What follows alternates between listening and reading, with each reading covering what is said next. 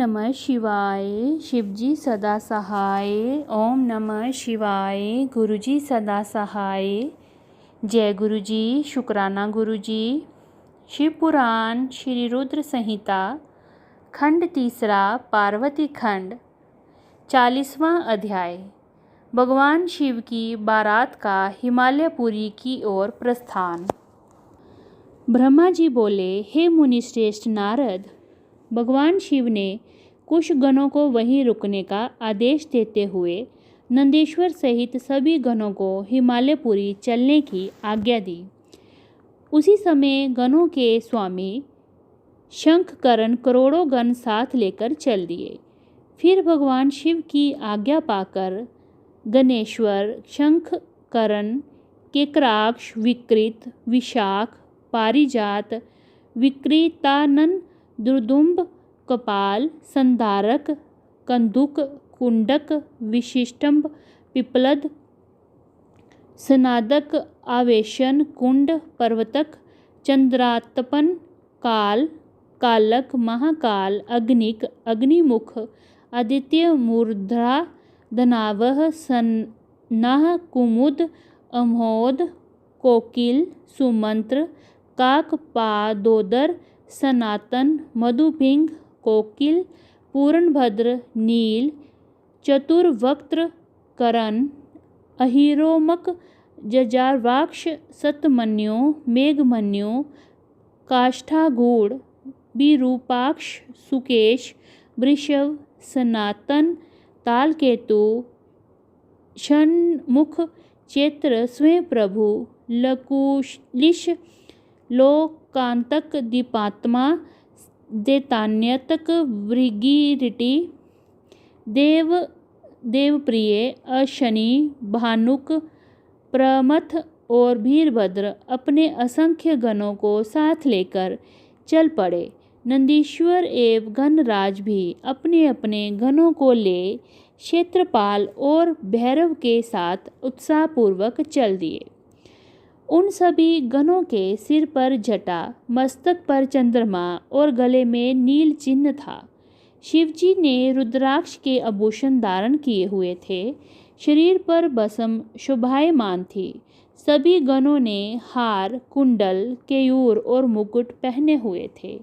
इस प्रकार त्रिलोकीनाथ महादेव अपने लाखों करोड़ों शिवगणों तथा मुझे, श्रीहरि और अन्य सभी देवताओं को साथ लेकर धूमधाम से हिमालय नगरी की ओर चल दिए। शिवजी के आभूषणों के रूप में अनेक सर्प उनकी शोभा बढ़ा रहे थे और वे अपने नंदी बैल पर सवार होकर पार्वती जी को ब्याहने के लिए चल दिए। इस समय चंडी देवी महादेव जी की बहन बनकर खूब नृत्य करती हुई उस बारात के साथ हो चली। चंडी देवी ने सांपों को आभूषणों की तरह पहना हुआ था और वह प्रेत पर बैठी हुई थी तथा उनके मस्तक पर सोने से भरा कलश था जो कि दिव्य प्रभापुंज सा प्रकाशित हो रहा था। उनकी ये मुद्रा देखकर शत्रु डर के मारे कांप रहे थे। करोड़ों भूत प्रेत उस बारात की शोभा बढ़ा रहे थे। चारों दिशाओं में डमरुओं, भेरियों और शंखों के स्वर गूंज रहे थे। उनकी ध्वनि मंगलकारी थी जो विघ्नों को दूर करने वाली थी। श्री हरि विष्णु सभी देवताओं और शिवगणों के बीच अपने वाहन गरुड़ पर बैठकर चल रहे थे।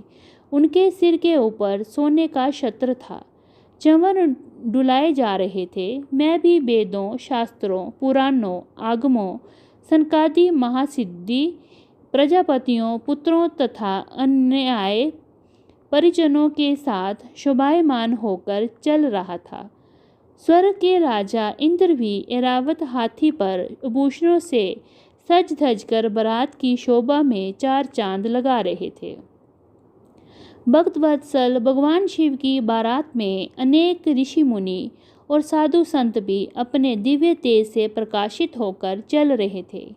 देवादिदेव महादेव जी का शुभ विवाह देखने के लिए शाकिनी, यातुधान, बेताल, ब्रह्म राक्षस, भूत प्रेत, पिशाच, प्रमथ आदि घन, तुमरू, नारद, हाहा और हूहू आदि श्रेष्ठ गंधर्व तथा किन्नर भी प्रसन्न मन से नाचते गाते उनके साथ हो लिए। इस विवाह में शामिल होने में स्त्रियां भी पीछे ना थीं।